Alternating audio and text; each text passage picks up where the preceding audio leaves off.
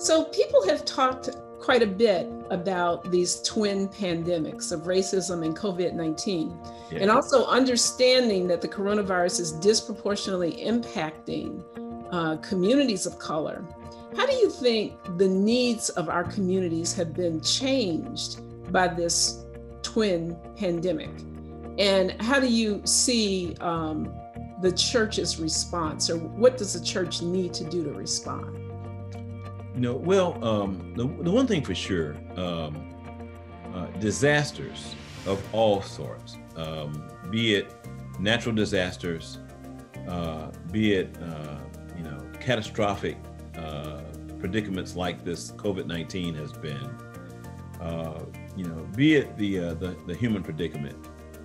One thing about a disaster is that it exposes it exposes the flaws and the inequalities in our societies.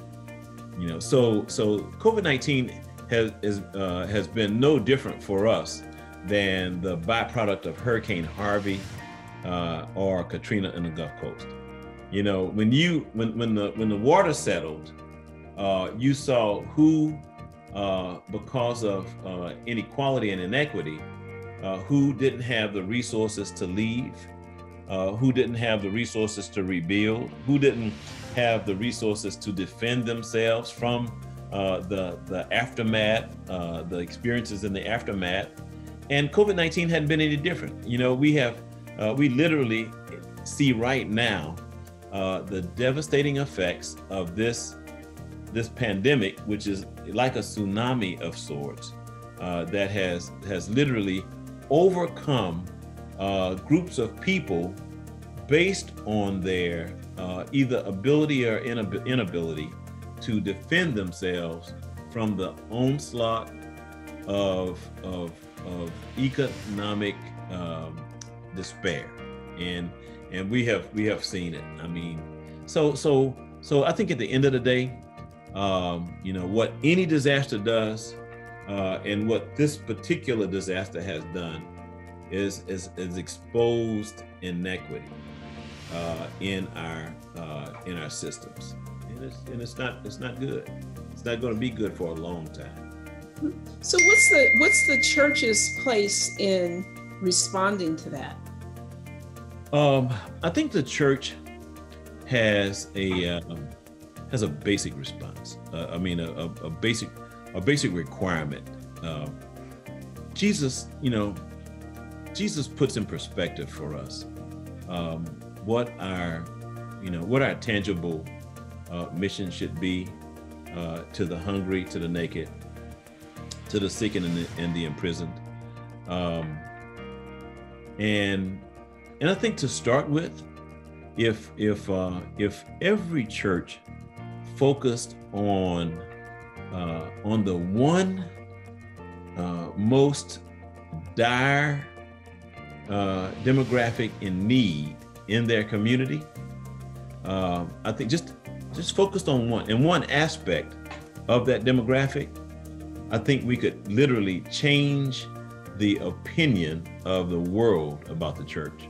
But as long as we are walled fortresses, peering through little cracks in the stained glass, as long as we are locked inside of our doors, making sure there's an usher at the door, screening would-be participants, we're gonna continue to die and decay at an increased rate like never before. I think the church has an opportunity to be the hands and feet of Jesus like never before. And right now, matter of fact, before I was a Christian, I used to watch this guy on television named Robert Schuller. He had this big, thick robe. He had a shiny building that, when, because of the lack of transition planning, when he was no longer able to prop that thing up, they lost it, and now it's something else. But the one thing I used to really dig about this guy is he used to say, "Find a need and fill it." I said, man, I mean, how basic can you get? Dude, that's like, if you find a need and fill it, Jesus will say, well done, my good and faithful servant. You've been faithful over a few things. Now, come on in and let's do the real thing. Actually, I've heard that you've got a new book coming out. I'll tell you the absolute truth. Our denominational publishing house, I felt needed a response to the uprising of 2020. So I wrote them. I said, hey y'all, I'd like to do a book. Right? And I'd like to, in this moment, bring some honest voices to the forefront to respond to what's happening, not only in our race equation, but in our religious equation and in our denominational equation. So what I did was I recruited 9 of my my very bright friends who are writers, authors, and I said, hey, Abingdon, has agreed to publish a book about being Black, Christian, and Methodist. Would you do a chapter? So it's me and 9 friends. I'm the editor, but these 9 friends all have a very prominent place in this book, and they all write out of their perspective. They're all Methodist clergy.